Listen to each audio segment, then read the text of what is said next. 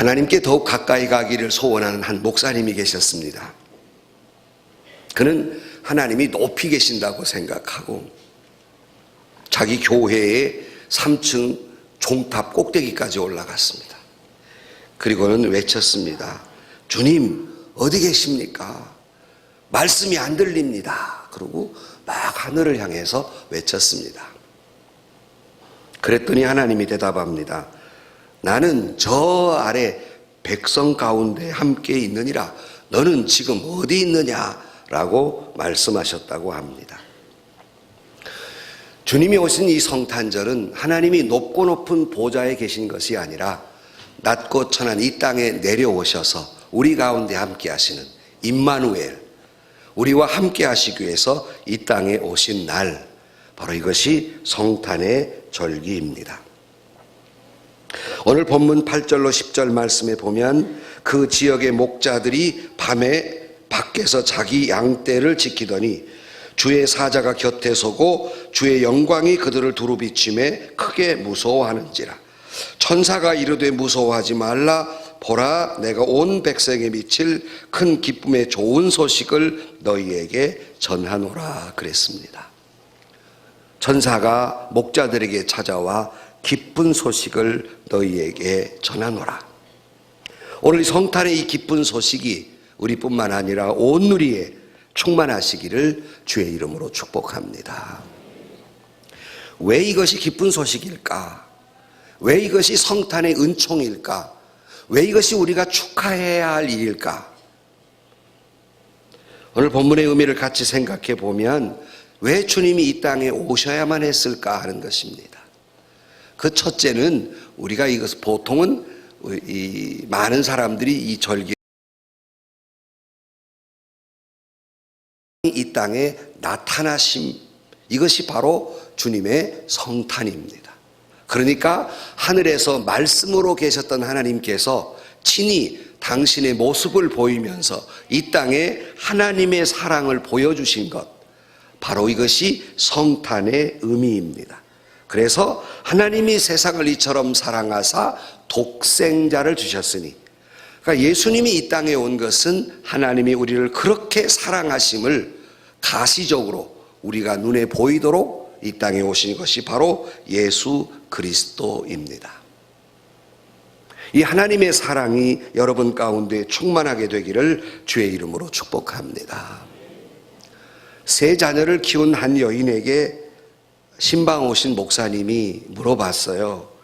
자녀 셋 중에 누가 제일 사랑스럽습니까? 이렇게 물어봤습니다. 그랬더니 이 여인이 웃으면서 이렇게 대답했습니다. 막내가 병들었을 때 그때는 막내가 가장 사랑스러웠습니다. 그러나 둘째가 집을 떠나 방황했을 때 그때는 둘째를 가장 사랑했고요. 큰아이가 학교 성적과 이성 문제로 괴로워할 때 그때는 큰아이를 가장 사랑했답니다. 이것이 부모의 사랑이지 않습니까? 자녀가 고통스러울 때 그것을 피하지 않고 끌어안는 것이 부모의 사랑인 것처럼 인간이 죄와 그리고 그 고통의 올무에서 고통당하는 인류를 보시면서 우리를 사랑하시기에 독생자 예수 그리스도가 이 땅에 오셔서 우리를 구원하신 줄로 믿습니다. 그러므로 하나님은 병든 자, 낙심한 자, 고통당하는 자, 방황하는 자, 이 모두를 마다하지 아니하고 사랑하시기에 이 땅에 오셨습니다. 그러므로 이 성탄절은 하나님의 사랑이 내 눈에 보이도록 오신 날이에요. 그러므로 진정으로 성탄절의 의미를 바로 새기려면 그 사랑을 받은 자로서 누군가에게 사랑을 베풀어야 하는 것입니다. 그냥 말로만 하나님의 은총이, 성탄의 은혜가 온 누리에 충만하시길 바랍니다, 말로 끝내는 것이 아니라 정말 그 사랑을 온 누리에, 그리스도의 사랑을 그들에게 베풀어 주어야 한다는 말입니다. 여러분은 성탄의 절기에 주의 사랑을 깨달으면서 여러분은 얼만큼 사람들에게 그 사랑을 베푸셨습니까? 저는 지난 주간 동안 성탄절기가 다 의미가 있는 거지만 특별히 이번에 성탄의 절기 저 개인적으로는 참 의미 있다, 의미 있게 지냈다라고 생각을 하는 것은 우리 총회장님과 우리 임원들이 찾아가는 크리스마스 그래가지고 우리 임원들이 다 찾아갔어요. 어디를 찾아갔냐면 노숙자들. 여러분 우리나라에 노숙인이 얼마나 있는지 아십니까? 우리나라의 노숙자들이 11,300명. 별로 안 놀라시죠? 집이 없어서 그냥 길거리에 자는 사람들이 11,300명. 그들이 주로 생겼던 것은 IMF 이후로 급속도로 늘어났는데 요즘은 그래도 줄어서 그 정도라는 겁니다. 그래 밤에 천사의 집이라고 조그만 그 사역을 하는 데 방문해서 예배드리고 다 준비를 해서 갔어요. 여러분도 TV나 보고 가끔 보고 또 혹시 서울 올라가면 이마살 찌푸리면서 그 사람들이 혹시 나한테 해나 끼칠까봐 걱정스러우시지만 그들이 그 지하도에서 자는 시간이 12시가 넘어야 한다고 그래요.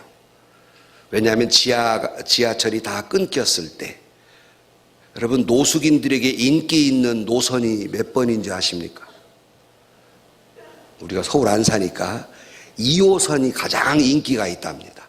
왜냐하면 이건 순환되기 때문에 하루 종일 돈다는 거예요. 그러니까 거기서 타가지고 하루 종일 돌다가 지하철이 스탑하면 이제 나와서 잠을 자는 거예요. 가보니까 한쪽은 깨어있는 그룹들이 있었고 남대문에 있는 지하도는 사람들이 잠이 들어 있어요. 왜 이 사람들은 일찍 잡니까? 그랬더니 이 사람들은 내일 아침에 인력시장에 그래도 일하는 사람들이기 때문에 일찍 잡니다. 목사님들 발소리도 내지 말고 가만 가십시오. 선물 보따리를 들고 그분들 깰까봐 자고 있는 그분들의 머리맡에 술 냄새 나지요, 코 골고 자지요. 갖다가 이렇게 놓고 목사님들이 다 무릎을 꿇고 한 사람 한 사람에서 기도를 하는데 여러분 눈물이 아니고는 기도할 수가 없었습니다. 입장을 바꿔놓고 생각해 봤어요. 이분이 얼마나 절망적일까. 집에 간들 가족이 받아주기를 하나요? 먹고 살 겨력이 있나요? 그저 제가 할 수 있는 기도는 그거였습니다. 하나님 이 생명을 불쌍히 여겨 주옵소서. 불쌍히 여겨 주옵소서. 살아갈 희망과 용기를 갖게 해 주옵소서. 그런데 그래도 여러분 지하철은 샷다가 내리기 때문에 그 지하철인 데서는 못 잔다고 그래요. 지하철이 다니지 않는 이 통로에서 잠을 자는데 그것도 밖에서 주무시는 분들이 계시더라고요. 그러니까 그냥 지하도에 자면 그래도 낫죠. 칼바람이 없는데 차 지나다니는 길거리에서 잠을 잔다고요. 금방 얼어 죽게 생겼어요. 제가 간 날도 굉장히 추웠는데 그냥 길거리에 차 지나다니는 거기서 그냥 자는 거예요. 여러분 우리는 따뜻한 침대에 따뜻한 옷을 입고 더 못 가졌다고 불평하지만 정말 성탄의 은혜가 어디에 임해야 할까? 하나님의 사랑이 우리에게 임하고 우리가 하나님의 사랑을 받은 우리가 어떻게 해야 할까? 여러분 그리스도의 사랑이 우리에게 임했음에 그 사랑을 많은 사람들에게 그 사랑을 전해 주는 의미 깊은 이 성탄의 절기가 되기를 간절히 축복합니다. 그래서 저희 교회는 이 성탄의 절기에 여러분들이 감사의 물을 드린 모든 한 푼도 딴 데 쓰지 아니하고 그 모든 것을 그 다음에 불우한 이웃을 쓰는데 다 사용되고 있는 것은 바로 그리스도의 사랑이 우리에게 임했음에 우리 또한 역시 그 사랑을 베풀어야 한다는 성탄의 정신이 여기에 있기 때문입니다. 하나님의 사랑이 온 누리에 충만하시기를 주의 이름으로 축복합니다. 두 번째는 그것은 주님이 이 땅에 오신 것은 우리에게 평화를 주시기 위하여 오셨습니다. 칸타타를 들으면서 내 설교 다 했네. 설교 안 해도 되겠다. 그 내용 가운데 다 충분히 들어있었어요. 누가복음 2장 13절 이하에 호련히 수많은 천군이 그 천사들과 함께 하나님을 찬송하여 이르되 지극히 높은 곳에서는 하나님께 영광이요 땅에서는 하나님이 기뻐하시는 사람들 중에 평화로다 그랬습니다. 그리고 10절 말씀에 보면 두려워 말라. Don't be afraid. 두려워 말라. 주님이 이 땅에 오신 것은 우리에게 두려워 말라는 평화의 메시지를 주시기 위해서 이 땅에 오시었다. 왜 인간은 두려워하는가? 왜 인간은 이렇게 무서워하는가? 바로 그것은 사람이 죄 가운데 있었기 때문에 인간은 공포와 두려움의 불안의 시대를 살아갈 수밖에 없고, 그러기에 주님이 이 땅에 오신 것은 우리 모든 죄를 용서하시고 우리에게 참된 평화를 주시기 위해서 이 땅에 오신 것, 그것이 바로 성탄의 절기입니다. 우리가 찬송 부르잖아요. 주는 평화 막힌 담을 모두 하셨네. 주는 평화 우리의 평화 염려다 맡기라 주가 돌보시니 주는 평화 우리의 평화.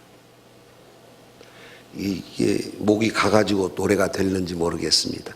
주는 평화 막힌 담을 모두 하셨네. 주는 평화 우리의 평화 염려 다 맡기라 주가 돌보시니 주는 평화 우리의 평화. 아멘. 염려 다 맡기라 주는 평화 우리의 평화. 여러분 염려와 근심과 걱정 모든 것 주님께 맡기시기를 주의 이름으로 축복합니다. 주님은 우리에게 그런 자에게 참된 평화를 주시게 될 줄로 믿습니다. 미움이 있는 곳에 평화를 주시고 전쟁이 있는 곳에 평화를 주시고 둘이 하나로 만들고 하나님과 인간 사이에 멀어진 것을 주님이 이 땅에 오셔서 우리의 하나님과 우리 사이에 평화를 주신 은혜, 이것이 바로 성탄의 절기입니다. 에베소 2장 14절에도 그는 우리의 화평이신지라 둘로 하나를 만드사 원수된 것 곧 중간에 막힌 담을 자기 육체로 허시었다 그랬습니다. 그러므로 우리 주님이 이 땅에 와서 하나님과 인간 사이에 화해자로 오셨고 인간과 인간 사이에 화해자로 오신 것이 바로 우리 주님이 이 땅에 오신 의미이고 그 뜻이라는 말씀입니다. 그래서 우리는 하나님을, 예수님을 평화의 왕으로 오시었다 그랬습니다. 여러분 마음속에 주님이 깊이 임하셔서 모든 불안과 공포를 물리치고 참된 평화를 얻으실 뿐만 아니라 혹 우리가 때로는 살아가면서 여러 가지 마음에 불편했고 마음에 평화스러움이 없고 서로 간에 시기와 질투와 미움이 있었다면 예수 그리스도 안에서 평화를, 화해를, 그리고 평화를 이루어 가기를 주의 이름으로 축복합니다. 예수 믿은 사람의 첫 번째 모습은 평화입니다. 주님이 내 안에 계시고 내가 주 안에 계시고 내 모든 짐을 주님께 맡겼으니 평화입니다. 이 평화의 축복이 온 누리에, 온 땅에 함께 하기를 주의 이름으로 축복합니다. 지금도 인류 사회의 어느 한순간도 전쟁이 그친 적이 없으며 이 순간에도 수많은 전쟁의 공포와 그리고 고통 속에 있는 사람들이 얼마나 많은지 모릅니다. 그 가운데 주의 은혜가 함께 하셔서 이 인류 사회에 진정한 평화가 임하게 되기를 주의 이름으로 축복합니다. 그리고 세 번째로 주님이 이 땅에 오신 것은 아까 조금 전에 말씀드린 대로 하나님과 인간 사이의 중간에 막힌 담을 허시었다 그랬는데 그것은 바로 용서입니다. 주님이 이 땅에 오셔서 인간의 모든 죄를 용서하시기 위해서 이 땅에 오신 것, 바로 그것은 예수님께 십자가에 달려 돌아가심으로 말미암아 저와 여러분의 모든 죄를 용서해 주시기 위해서 이 땅에 오셨다.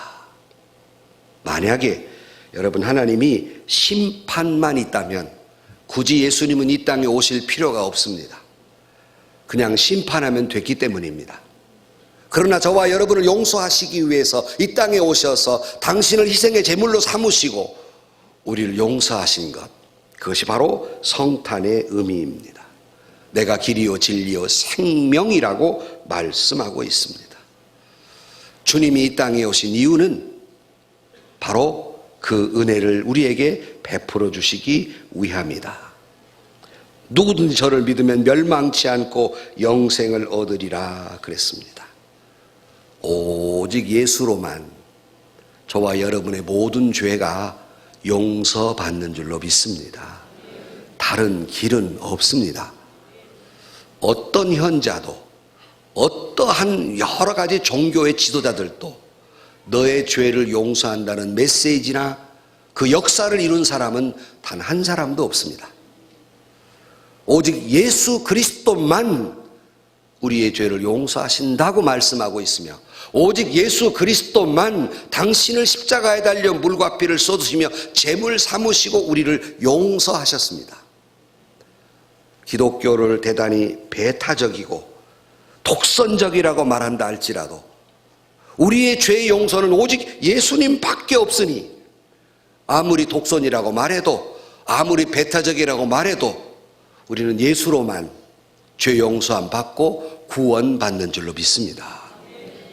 바로 이를 위해 주님이 이 땅에 오셨다는 말씀입니다.